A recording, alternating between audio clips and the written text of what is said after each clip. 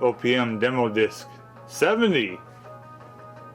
We've got videos. We've got only a couple demos. You got a bunch of replay shit. I don't know if that's all fucking download saves or whatnot. Let's see. Do we have to open this? Whatever. I better take it out. Oh, let's see if I can move it. Like the proper way to open it's over here, right? Because it gets really fucking sticky up there. And it gets on the disc. It makes it hard to play the disc. So I'm not fixing on taking this out quite yet. But we will play it, and I'll take it out when I put that in. Just not right now.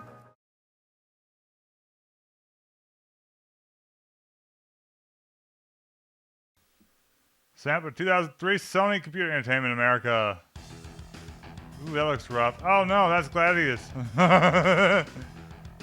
That one's the fucking nemesis in the series. Alright. Extras. Playground. What's game? Oh, Tomb Raider. Is that Geralt? Geralt? Oh, I need to make sure replay.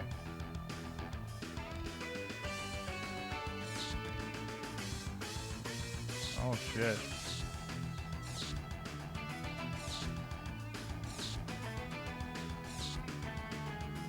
These are all here.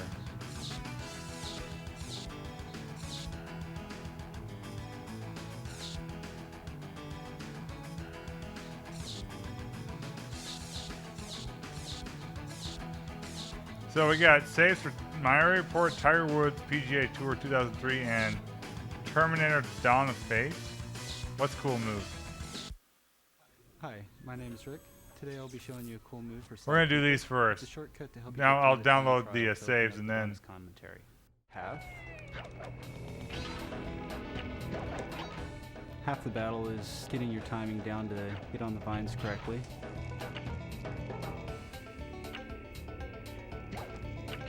And also when trying to defeat the time trials, don't fight any more enemies than necessary. It helps save a little bit of time.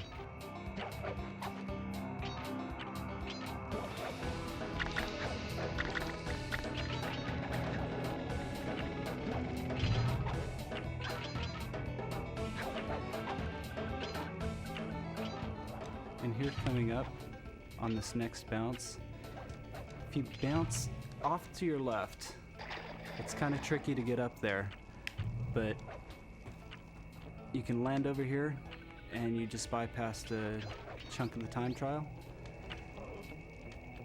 Watch out for the voodoo rat. A voodoo rat? Damn rats these days, man. They're fucking practitioners of the dark arts, man. And if you just weave over here, you can bypass most of these smart guards. And over the bridge. And time trial complete. And that'll open up the bonus commentary for you. So if you can make the jump, you should be able to shave off a few seconds off your time and make the time trial. This will open up the bonus commentary, which will give you a little insight on the design process of the game. There's a lot of little shortcuts like this throughout the game, so just keep exploring, and good luck. So yeah, I'm gonna have to do these separate. So I'll come back to the downloads, but let's finish the rest of this shit. Cool move from Gungrave. Defeat a boss. Gungrave is awesome. Hi, I'm Lenny, and I'm gonna show you how to kill a boss in a game called Gungrave. Boss's name is Bungie, and we're gonna kill him Mr. together. Mosquito's his favorite game, huh? So Well, PlayStation here we 2 are game. in Gungrave, and I've gotten to the level where you go to fight Bungie in the underground church. I'll skip this cutscene so I can cut straight to the chase. I'm gonna go. And make sure to start out with, you switch your demolition shot up to death blow. And then you quit out, and make sure you lock onto Bungie real quick. Start unloading onto him as fast as you can. He's gonna charge you. You dodge to the side as fast as you can. Lock on again. Do a missile shot. Knock him against the back wall. Lock onto him again real quick like. Make sure you do another missile shot right off the bat. Knock him back. Keep running around. Make sure you stay in front of him while he's coming at you. and you keep doing missile shot after missile shot, and locking on and shooting again. Don't I feel let like him get this close guy to could you, be whatever playing you this do, game otherwise better. he'll kick you and throw you against the back wall. And you lock on again, one more missile shot, and he's down to nothing, so you can do the death blow, and he's out. Very cool.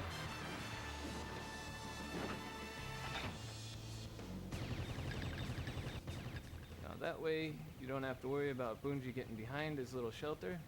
That way he can't heal himself, and you have him trapped the entire time, and you defeat him real quick like. So that's how you defeat Bungie. Make sure to unload on him while he's pressed up against the wall. Make sure to keep him away from the building in the middle of the level, otherwise he'll heal himself over and over again. You won't be able to defeat him. Just keep unloading on him, and you'll have fun whooping Bungie up and down. So make sure to go buy yourself a copy of Gungrave, and get to Bungie, whoop him, and have fun with the game. Alright, why the fuck not? What's this? Cool move. Create a superstar wrestler. That looks like Brock Lesnar. Nothing but punks. If you want to learn how to wrestle with a heartburn kid, listen up and pay attention. Attack moves and special attack moves. These stun your opponent so you can throw another move on him. For some reason, the capture's not liking some aspects of this video, so I think someone's getting cut out.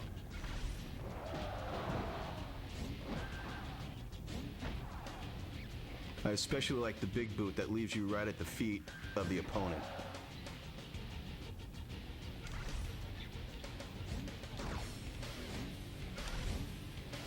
In the grapple moves, you want to do DDTs, Well, DDT was a finishing move. Hurricanranas, and pile drivers. They leave you in a good position to follow up with another move. Or else.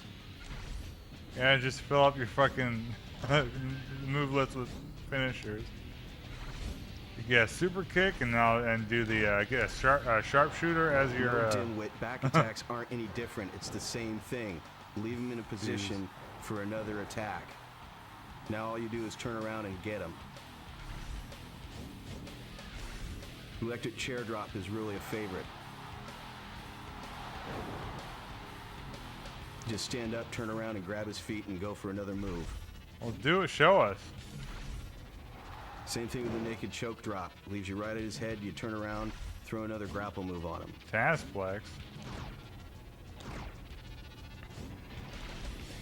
Whenever he's on the ground, make sure you've got plenty of power attack moves to drop his meter down.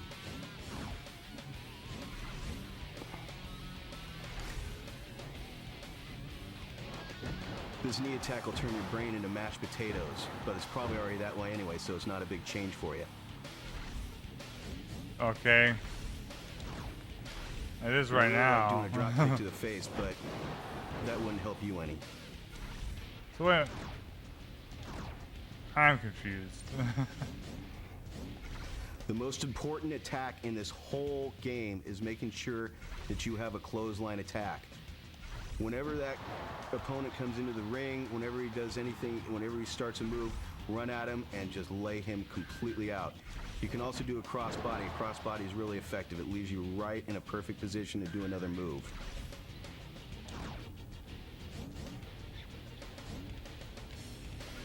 Oh, this is lame, man. Tornado DDT.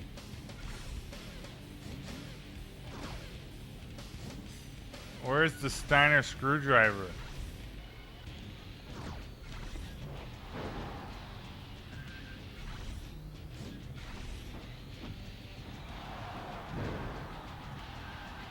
Yeah, that's a fucking Frankensteiner. That's... Now, whenever you're creating a character, just make sure you're not an idiot and not stupid enough not to give him some kind of submission moves and throwing out of the ring moves. You will encounter.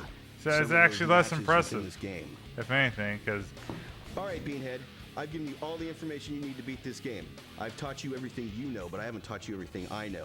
Just when you think you know the answers, I'm changing the questions. Lesson's over. It's done. Get my luggage and get out to the car. I'm in a hurry. Okay, let's go back to Gungrave. Alright. Star Wars or Clone Wars? Hi, I'm Lee Froman. I'm from Format QA, and I'll be showing His you how favorite to PS2 achieve the title bonus is Tiger objectives in Woods first PGA editions Tour of Star Wars 2003. Clone Wars. Let's move quickly. Follow me. Okay, one of the first skills you want to learn to master in this game is the R1 zoom or sniper shot. That will help you dispatch enemies a lot quicker and decrease the amount of time it takes to finish a lot of the missions. He spent all These are day time-based, working on so that you fucking really need SmackDown to one. He has click no through. energy for this. On this Sad. first one, while she's destroying the first cannon, you want to go ahead and defend her on both sides, or enemies will start coming into the area. Once you get rid of one side, the other side's going to start coming in. Let her go ahead and handle and destroy the cannon while you go ahead and accumulate as many kills as you can. You need, one of your bonus objectives is to get 100 kills on this level. The other skill you want to learn is the strafe skill. That's the R2 and L2 button. Strafe around your enemies and they'll have a hard time tracking you.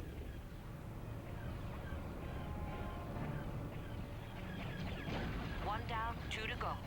Master Windu, I've input the coordinates for the second anti-orbital cannon. Let's go.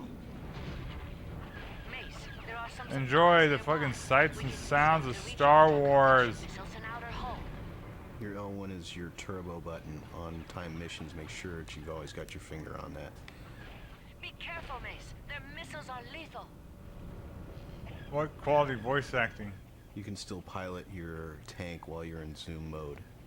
So don't be afraid to go ahead and charge him while you're zoomed in on him. Also decreases the distance the shots have to travel.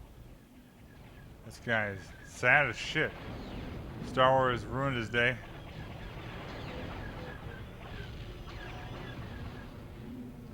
Okay, as soon as you approach the first installation, you'll notice on the right a small pathway going up the hill. You want to follow this all the way to the top, and this will be your first R5 unit that you have to find of the 3. Once you find him, just go ahead and go off the edge, and you'll go right down into the middle of a big battle.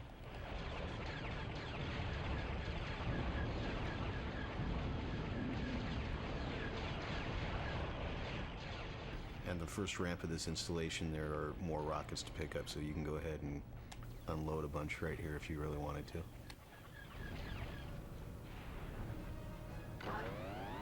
Mace, we don't have much time. As you go up the installation, make sure you don't turbo at the top of ramps. You'll Man, turbo never wanna go off the turbo. edge of the platform. When you come to this last bridge before the second cannon, when you destroy the enemies on it, it's going to explode. You're going to have to turbo off the end of it to make that jump over that chasm. No, don't turbo. What happens if you don't? You're just gonna fall right off? Fucking tragedy. Returning to formation. Let's take out that second cannon. This reminds me of Uprising.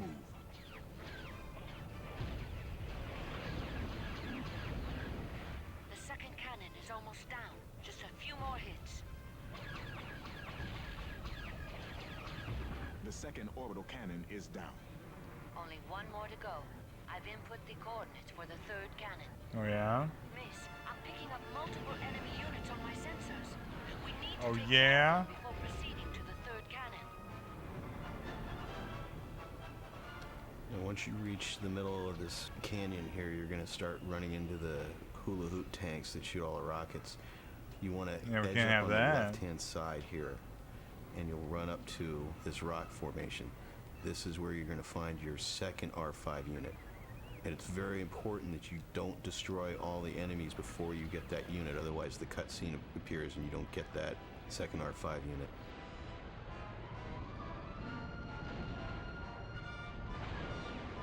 Show me the second R5 unit, goddamn. That's the last of them. Nice shooting, Master Windu. We can proceed now. Maybe I wasn't paying attention?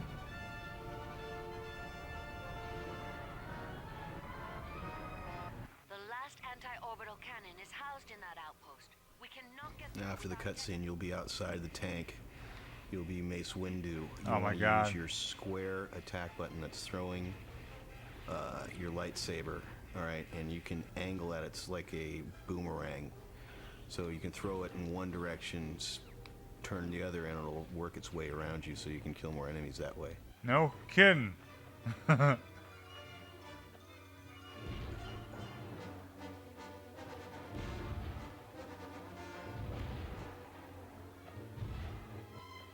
Mace, keep your distance from those droids. Their self-destruct mechanism is deadly. Try throwing your lightsaber. Like that's gonna kill Sam Go ahead and Jackson. take out the spider tanks as soon as you can. They pretty much clear everything in the area for you.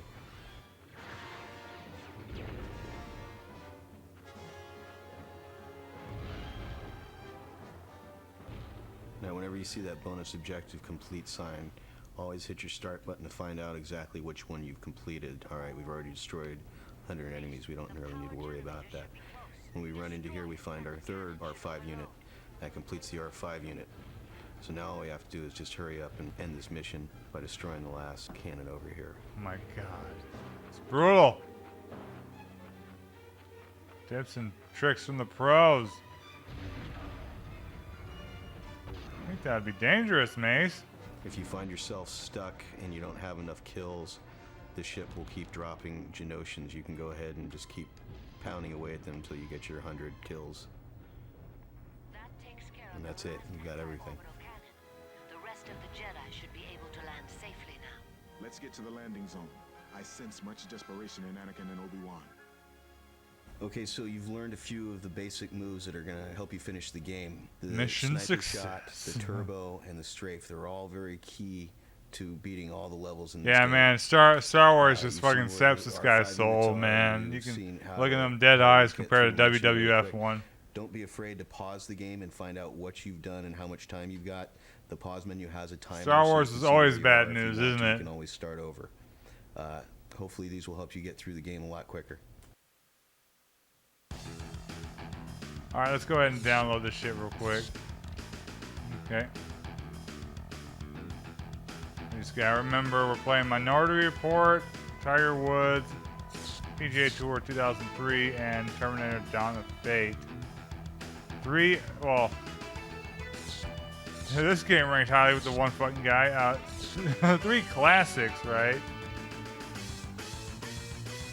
I was under the impression that only Minority Report was here, so this is a problem, but I can solve this. Alright, so I don't know if next episode, probably the last episode, we'll go into that. Maybe, I don't fucking know. Inside the game, we got 3. Let's watch Angel of Darkness. Is that the real bad one? Sean Murray first. Extreme sports thrill seekers in search of video game adrenaline rushes have thrashed their virtual skateboards, snowboards, and BMX bikes in pursuit of the perfect trick and are all hot and bothered for a new challenge. Activision, always willing to oblige, dumped a little cool water on them. Oh yeah. For those of you who don't know what wakeboarding is, it looks. There was a fucking similar to what PS1 you game I do played that on was a this, snowboard. right? Way long It's done ago? behind the boat and you Like use the boat's 2 years blade ago now? to do tricks, but you also use rails and stuff like Fucking that. classic episode, right? When I was first contacted about Classic doing as an it, old. I couldn't believe it because at the time I'd been playing Tony Hawk, and the fact that I'm a character in a game it's kind of a weird feeling. Wakeboarding. If you want to make a kick-ass extreme sports game, you've got to get the top pros involved early in the game's development. They're very good at wanting the athletes' input because they know we're the ones who are doing it every day, and we'll give them the correct interpretation for what the sport is. You think, fucking orcas look at us doing weird shit on the top of the waves and thinking, man, what's wrong with these goddamn apes, to my man? house and took them out wakeboarding, taught them how to ride, and after that first day we got them up, they were sold and they wanted to do a good job of it, and they have. Sean is not the only professional wakeboarder featured in the game. In fact, you can play over 12 different riders, including wakeboarding veteran Darren Shapiro. Well, when I started wakeboarding, there was only 2 or 3 tricks really being done. It seemed like every trick I did was an invention of a new trick. So I laid the foundation for a lot of the tricks you see today. He's the Scott Steiner of wakeboarding. We got every wakeboarding trick in the world. Something I think is really cool is that stuff that we've actually made up, now the wakeboarders are trying to copy. You see it in the game, and it's like, hey, we could probably do something different than we have. We've kind of poached some tricks that they've invented on there, and we're helping each other out. Yeah, we fucking know got games caught gonna on the rock when tree, the pros man. go And nuts that would playing have it been for the cool to first see time. him fucking wipe The out. acceleration and the pop off the wake, and everything has it's been just right on the mark, and it's actually kind of weird when you step away from the game. You feel like you've been riding because it gives you that feeling of flow and what wakeboarding is. I watched Sean play the game. I was shocked. I couldn't believe how real the water looked. I mean, this just blows everything away that I've seen. You can just go really big and, you know, do combinations of different Dallas tricks. Friday. Name of a town and a day. You can let go of the handle and go slide There's a rails joke in and there somewhere. slide on the boats, which is, you know, crazy because we can't do that on the water. For me, like, I had the most fun just playing with the wake, but when it really came together was when we just decided to let the guys let go of the rope and go off on the side. Ultimately, the pros were just as pumped about what the game can do for the sport as they were about their involvement in the game. The Pro Tour, we only have, you know, about 10 to 15 girls that show up, and I think this video game is actually going to help wakeboarding and women's wakeboarding to grow and progress. In one way, it's so similar to the other boarding sports, skateboarding and snowboarding, but in another way, it'll just open people's eyes up to, it's just something really fun to do out on the water. You know, I remember X Games back in the day. I do not remember fucking wakeboarding being on there. You know, did I change the channel? Yeah, whatever the fuck. Alright, wakeboarding. Downhill domination.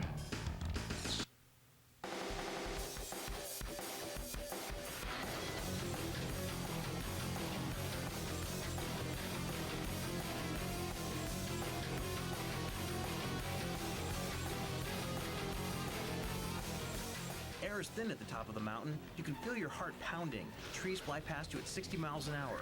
One miscalculation will send you on a collision course. Way to die. The ground drops away, and for a moment, all is quiet.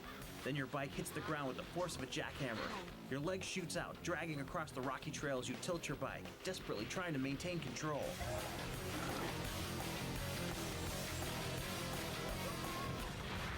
Thank God this is only a video game. Welcome to Durango, Colorado for the Norba National Championship, one of the premier downhill bike races in the world. The folks at INCOG were nice enough to invite us to tag along as they did research on their latest game, Downhill Domination. We even got to hang out with some of the pros. Pro downhillers. Well, I've been racing mountain bikes since, gosh, it would be 9 years, 10 years. I've been racing BMX for 20 plus. I race the downhill and the mountain cross, and the difference is downhill, you're all by yourself. You have a run that's anywhere from 2 to 5 minutes long, and it's just a timed run, and you're all by yourself. The main events that I usually focus on right now are the mountain cross, four cross, biker cross, whatever you want to call it. It's basically a head-to-head type of a race, man-made course, big jumps, big berms. Oh my god. It's different than what they're showing in the game. The game is a straight up race. There are 3 major downhill bike events, and Downhill Domination covers them all. So can they punch each other in the real life too? We have 3 types of racing that you can do in this game, and each type of race promotes a different play mechanic. The 3 types are free ride, then there's the mountain cross, and the technical downhill. Now the free ride is the longest and most open type format. You basically are looking for the best line, you're tricking the whole way down to get trick points. The mountain cross is a new event in downhill racing, and you've got just big, huge double jumps, and that one's really, really close. Look at him go, fucking smacking that air. To mix it up with the other riders. The other one is the technical downhill. A lot of speed management. Other mechanics that come into play is power sliding, object avoidance. There's lots of shortcuts, allowing you to get down the mountain as quickly as possible.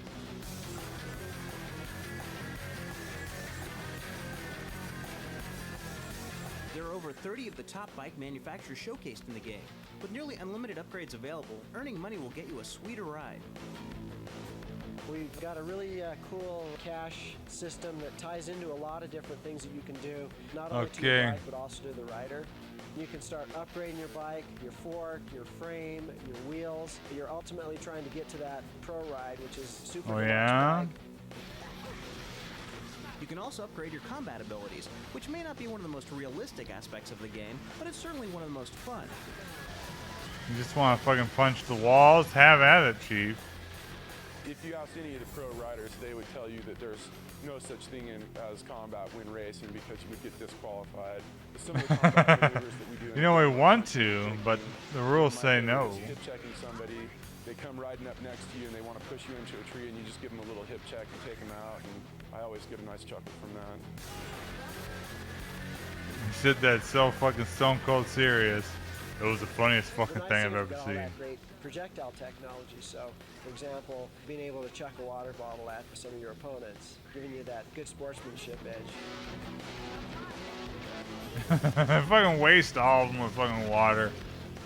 If weaving in and out of trees at ungodly speeds and battling multiple riders wasn't enough, you'll also have to look out for a few other hazards. There's going to also be a lot of dynamic hazards that come into play. We've got boulders that get triggered and you have to dodge those. There's actual spectators that get in the way of racing. If you hit them, you're both going to go down. We've got tons of wildlife, a moose, cow, bears, all these things. It's like fucking Cruising USA, the bike game. There's also some elements that come into play on the air like hang gliders. There's helicopters everywhere that you got to watch out for, because the rescue helicopters may be sitting just right below a cliff edge that you're going to launch off of.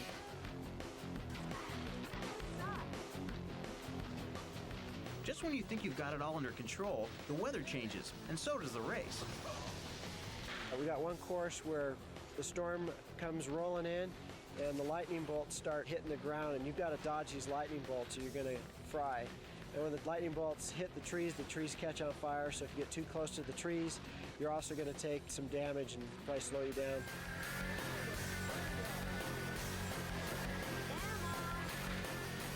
If you can manage to keep from plummeting off the edge of the cliff, then it's time to master the tricks in the game. We actually try to derive most of our tricks from motocross, BMX, and mountain bike tricks.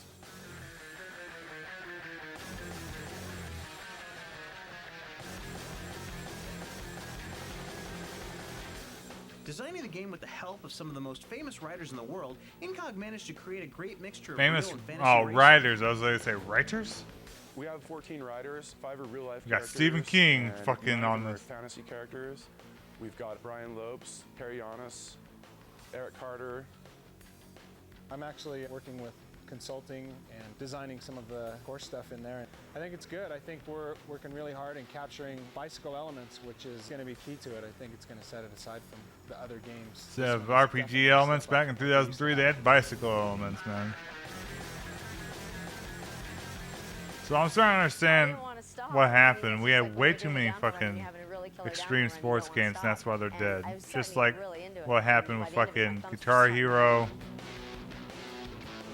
first-person shooters. I mean, Let's see if the game developers can master the mountain. No brakes! what a shame.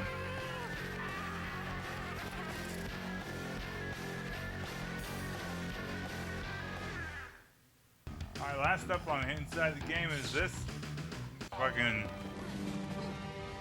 This, I'm assuming, is a fucking train wreck, because all Tomb Raider games up until Legend were train wrecks. She had a very, very near scrape with death at the end of the last revelation. The temple collapsed around her and her body's been missing, presumed dead. So we wanted to leave the viewing public on a sort of cliffhanger. Did she die? Didn't she die? And us saying that she was lost, presumed dead, was a way for us to sort of get Laura to refocus on her own life. You know, look back into herself about her priorities, what's important. You got it, so, yeah. So you're introspective after that she's bullshit. Alive now, and she's going to be coming out guns a-blazing. You know, I almost died, and I just realized something. Life is very cheap. I'm going to kill everybody. That's Lara Croft for you. Lara returns in Tomb Raider, The Angel of Darkness, which continues from the end of the last Tomb Raider game. Well, we just started off as Lara's been taken to Paris. She got called from Von Croy, and she finds him dead. And she's suddenly framed for his murder, and she's on the run from the French police, and there's a whole new scenario instead of the usual Tomb Raider-y thing. And very soon, everything that's been there for Lara, being famous, you know, people recognizing her, being this face around the world. We left her dead, but all of a sudden she's alive, but she's framed for murder. I was like, okay, I think this is the big train wreck Tomb Raider game. Storyline. It's not just a crazed psychopath. It's a 15th century alchemist who's doing these ritual killings to rule the world, and she's got to clear her name by destroying him. Why the fuck did he frame her? Of all people.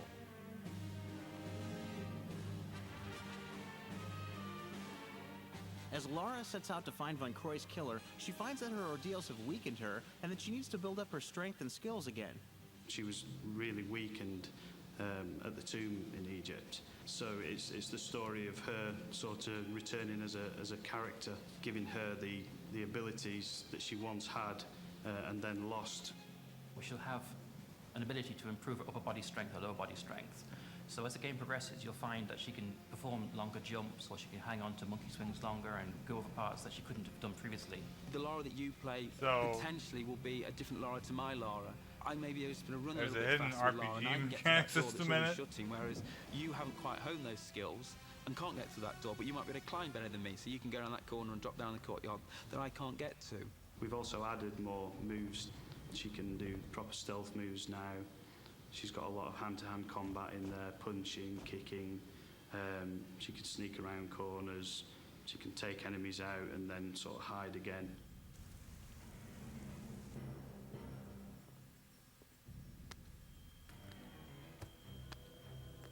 Part of what allowed the core team to develop these new moves for Lara was the power of the PlayStation 2. They further tapped this potential to develop a host of other improvements that will push Lara's adventures to the next level. Everything just goes up to a new level that nobody will have seen before, because we're allowed to do so much more with the PS2.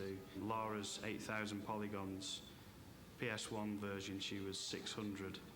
So we've been able to 8,000 polygons. I think there's more polygons than 2E's ass. She will actually lip sync when she talks to characters. They'll actually, have full facial expressions and lip sync back at Lara. Stock medicinal potions and herbal extracts. This Tomb Raider game is a lot darker than previous I was gonna make that joke and he fucking said it.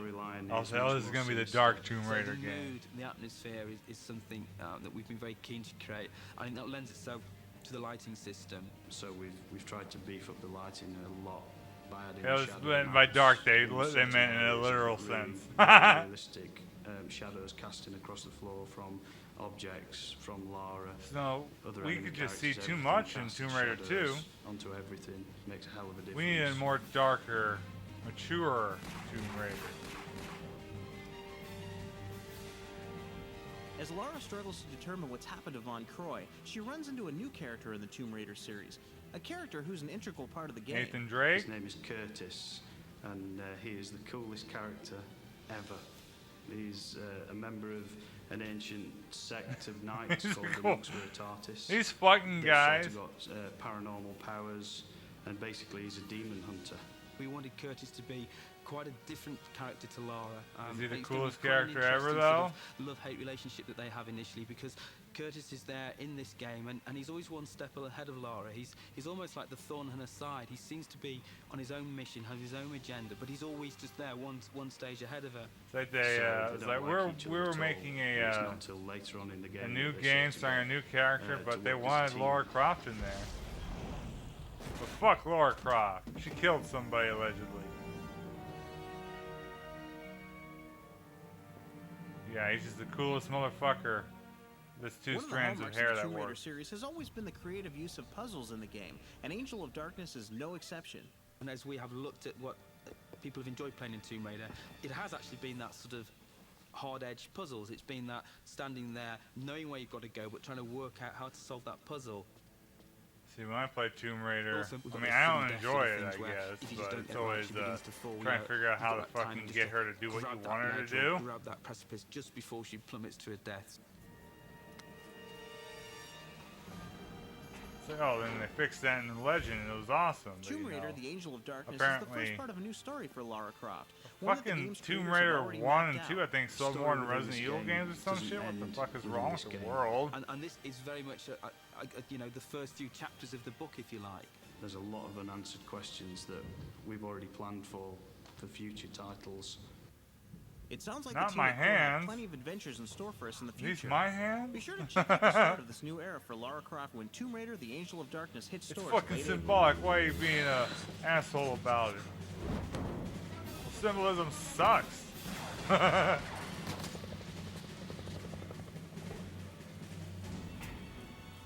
They all mean so much. Alright, that looks like garbage. see there's more videos. I do not feel like playing any fucking video games. Is fucking Gladius on here? I don't remember seeing that shit. So I hope it's just a trailer. Playground is 4 things. Okay, it's a trailer. That's me. Alright, what's next?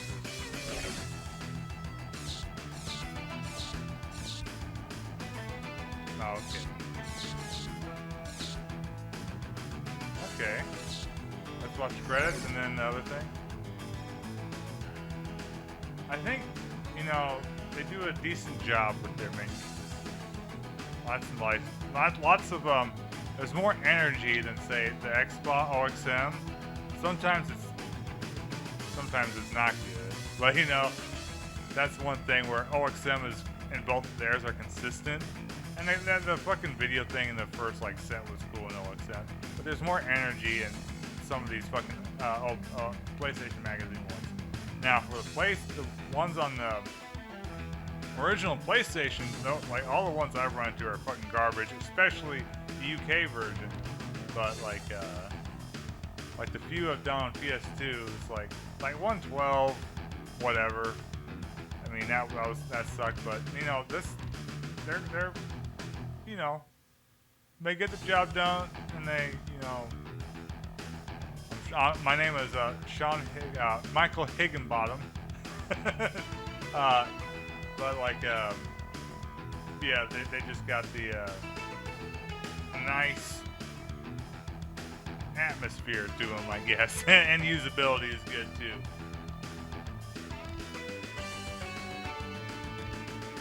We got what's 101 school? Dev 101 with schools.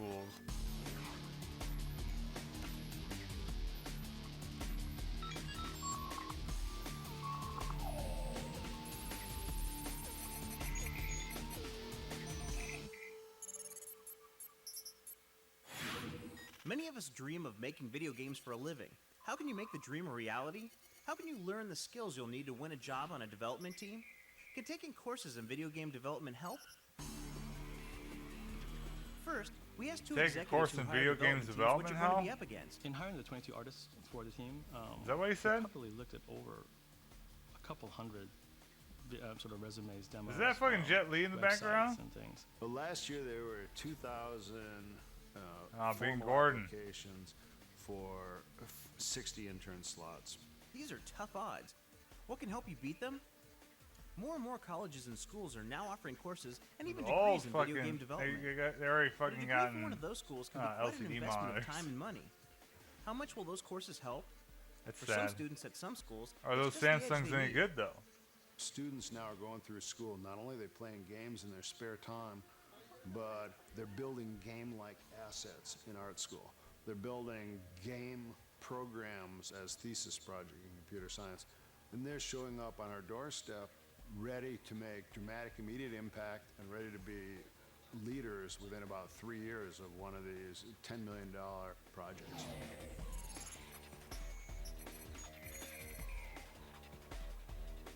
At the Art Institute of California at San Francisco, the game program includes courses like game design, game prototyping, scripting, math, logic, and animation. At Cogswell Polytechnical, also near San Francisco, some of the unique exercises push your creativity to another level. For example, to focus on 3D character development, these students made sculptures of themselves as animals. What?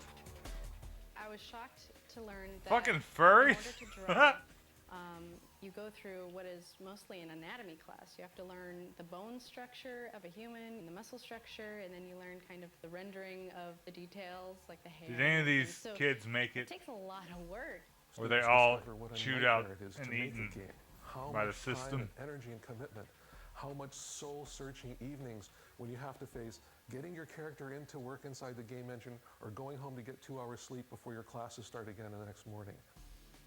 The Game Art and Design program originated from talking to the industry and getting feedback from them that they were looking for That fucking students that had an understanding TV of the was in process. vertical mode. Cool. Why did they do that? It's It was cool though. to awesome. get experience working in a team environment. To work by yourself at home is an Big fucking entirely different CRTs. experience. You have to Right, the learn little in a ones, team they got environment huge to ones. get That's along cool. with everybody, And some of them just got make sure one. that you hit all your milestones and all your important deadlines. It's amazing how much gets done when people get together and they focus on what they're doing. And the energy, the synergy just starts to take over. And you'll have students here up all night for days in a row, and everyone's just trying to I get the motivate little each other. laptop. Come on, just a few more hours. You can do it. You can finish it. What we've found works best is to go to places that have strong computer graphics programs and strong CS programs and work with the professors, and they can start identifying students. Find who me have an fresh aptitude, blood. but also motivation. We're running And then we low kinda on set a stock. pipeline. I had people from Electronic Arts come down and give a presentation on how to do demo reels. Presentation in And we dived into the quotations? presentation of what the game What are you was. implying? They were just agog. They sat down literally and said, "How the hell did you do this guy? This is fantastic." And they went one by one to all the students. So they finally got up to Ashley and they said, "Ashley, you've done a great job with these people. We want you to apply for an internship over at Electronic Arts." And he said, "Well, I don't think my artwork's that good." They said, "The hell with artwork. We want you to be a producer." That was probably the most important thing they were looking for, is someone that was able to drive a project from beginning to completion. You know, motivating, getting together with a group of people and driving a project. It's like, yeah, you're the least talented Find person talent for his here, art but team, Julian Lau helped teach a course at San Francisco's you Academy at of least Art. can get other The two people to students make distinguished themselves deadlines. from the rest of the class and now work for him. Sometimes that's One of our important. animators that we Probably hired from a game school was actually David super Patrick. important. And one of the great things But about still, looking at that's his funny. animations Someone is working their ass really off what is he like does. on this animation, His and attention to detail, the movement of the character. the guy goes, "Is it done yet?" Whether it was a And movement of an object, you know, picking up something. oh, that's exactly how From the I same I animation keep past, fucking getting I, promoted. As well as the other students, learned the importance of using reference. What they were looking for is to be able to find. Why does he have a mirror on his realistic desk? Human movement. Many of us think we know how a run looks in our head, but once you actually look at it and try and study how the body actually moves, learn that it could be a lot different than you think. Emilio came through a different route by just submitting his demo reel. And he was very persistent. And we took a look at his reel and everything and really liked what we saw. Brought him in. Whoever is going to hire you needs to see how you model. It's not just a final object. It's how you created it that it's important, and the steps and the time you took, the details. Even if you take development courses, the chances of actually getting a job on a real team are slim. We asked how to improve your odds. Identify your talent. So whoever you are, whatever you want to do, research the industry, understand exactly what it is you want to do. Do you want to be a modeler? Do you want to be a coder? Find out exactly what you want to do, where your talent lies, and then focus on that. What correlates well with success is the ability to learn. People who can process negative and positive learning, and people who can communicate and listen to their peers turn out to be real valuable. Will you be one of the next generation of game developers? Oh, man. How will you make your mark on video games? In 2010, the platforms we create for are going to be 100 to 150 times as powerful as the PlayStation 2. That is just about unimaginable. Kids coming out of school today will all have the flexibility to imagine it. They've grown up interactive and going to have richer imagination. Is that true? Because of it, and they're going to be the people. Wasn't that figure out like the what to do curve with starting, 100x you know, to hardware power. Are you up for this challenge? slow Almost down at 200 that point, colleges you and know? schools have courses on developing video games. Check the internet for more information. Next issue, we'll look at another way people get their foot in the door of the video game industry, through the test department.